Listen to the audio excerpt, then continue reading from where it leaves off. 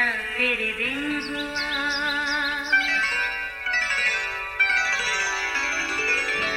نیا پھر دن ہوا، پرانی رات کا کرے سو شکر ہم خدا کی ذات کا، خدا کی ذات کا نیا پھر دن ہوا۔ آج کی آیت، ہمارے خدا اور باپ کے نزدیک خالص اور بے عیب دینداری یہ ہے کہ یتیموں اور بیواؤں کی مصیبت کے وقت ان کی خبر لیں۔ یعقوب پہلا باب 27ویں آیت۔ عزیزو، ایک بادشاہ اپنے محل میں چہل قدمی کر رہا تھا۔ اچانک نہ جانے کیا اس کے من میں سمایا۔ اس نے اپنے سپاہیوں کو بلایا اور حکم دیا کہ محل کے چاروں طرف دور دور تک جائزہ لو اور دیکھو کہ کیا حالات ہیں۔ سپاہی بادشاہ کی بات پر گھبرا گئے اور ایک دوسرے کا منہ دیکھنے لگے۔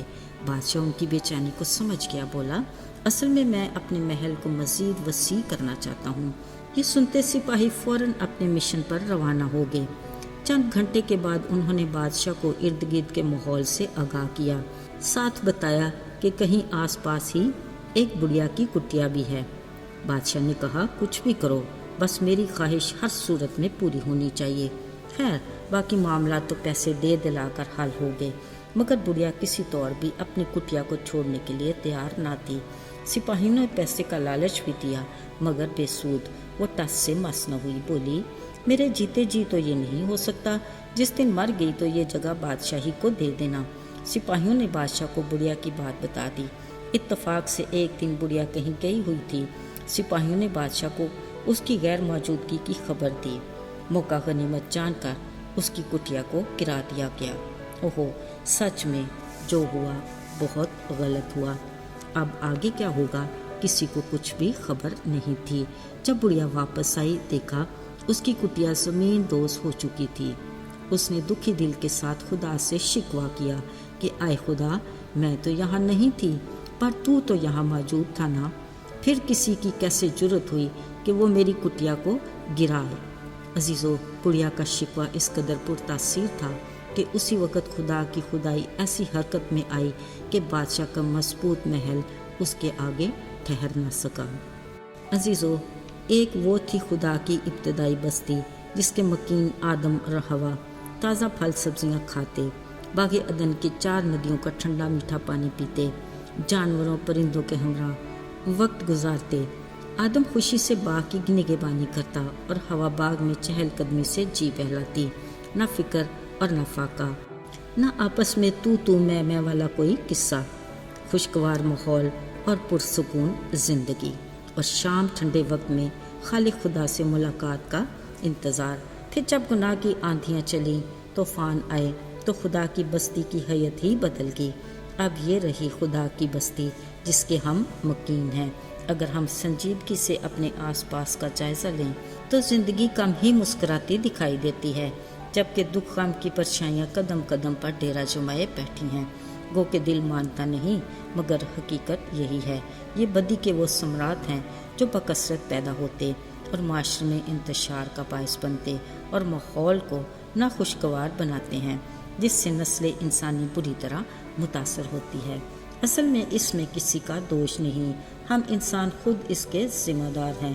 ہم آسمانی باپ خدا کی بجائے زمینی باپ ابلیس کے حکم کو بجا لانے کو ترجیح دیتے ہیں، جو ہمیں زندگی کے ہر معاملے میں ہر کسی پر نیکی کی بجائے بدی سے مغلوب ہونے کی تلقین کرتا ہے۔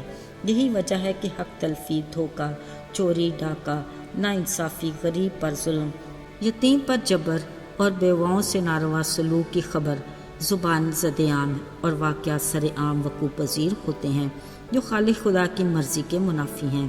عزیزو، ذرا سوچئے، وہ مہربان اور رحیم خدا جس نے اپنے ستانے اور اذیت دینے والوں کے لیے اپنے باپ سے معافی کی درخواست کی، اس کو یہ کس طرح گوارا ہوگا کہ انسان ہی انسان کا خدا بن بیٹھے۔ افسوس اس بات کا کہ آج ہمارے معاشرے میں سب سے زیادہ پسنے والا طبقہ یتیم اور بیوائیں ہیں، جن پر ظلم و ستم کے واقعات سے ہم بخوبی واقف ہیں۔ شکر اس بات کا بھی کہ خالق خدا ان سے بھی بے خبر نہیں۔ جبھی اس نے سخت الفاظ میں تلقین کی اور کہا، یاد رکھو، اگر تم نے یتیم اور بیوہ کی مصیبت کے وقت خبر نہیں لی تو میرے نزدیک تمہاری دینداری قابل قبول نہیں، کیونکہ تم نہ میرے ساتھ باپ بیٹے کے تعلق میں خالص ہو اور نہ ہی بے عیب ہونے کی وجہ سے میرے منظور نظر ہو۔ ذرا سوچیں خدا کے یہ الفاظ کس قدر غور طلب ہیں۔ ہم لاکھ مومن بنتے رہیں اور خود کو ایماندار کہتے رہیں، پر اگر ہم یتیم اور بیوہ کی خبر گیری نہیں کرتے تو ہم روحانی طور پر نہایت کمزور اور خدا کی نگاہ میں ناقابل قبول ہیں۔ عزیزو، قادر مطلق خدا خود یتیم اور بیوہ کی کس قدر فکر کرنے والا ہے۔ اس کی بہترین مثال سارپت کی بیوہ اور اس کے بیٹے کی ہے۔ خدا نے قحط کے دنوں میں ایلیا نبی کو ان کے پاس بھیجا۔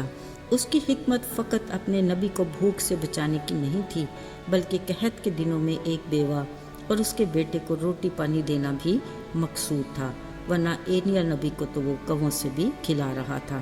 مگر خدا نے اپنے نبی ایلیا کو اس کے ہاں کسی پلان سے بھیجا۔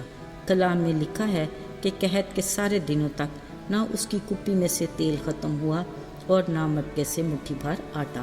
عزیزو، یہ ہیں وہ برکات جو وہ آج بھی اپنے ایماندار لوگوں کو دینا چاہتا ہے۔ اس لیے اس نے کہا، تمہاری خالص اور بے عیب دینداری یہ ہے کہ تم یتیم اور بیوہ کی مصیبت کے دن خبر لو۔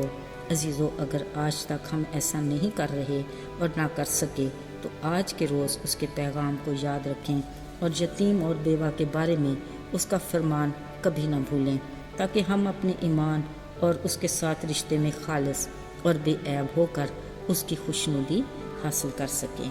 آئیے دعا کریں۔ آئے ہمارے آسمانی باپ، ہم تیرے شکر گزار ہیں کہ تو نے ہمارا ہر طرح سے خیال رکھا۔ اگرچہ ہم کمزور ہونے کے سبب تیرے فرمان بھول جاتے ہیں، پر تو ہمیں اپنے کلام سے یاد دلاتا رہتا ہے تاکہ ہم تیری برکات سے محروم نہ رہ جائیں۔ یسوع کے مبارک اور پاک نام میں آمین۔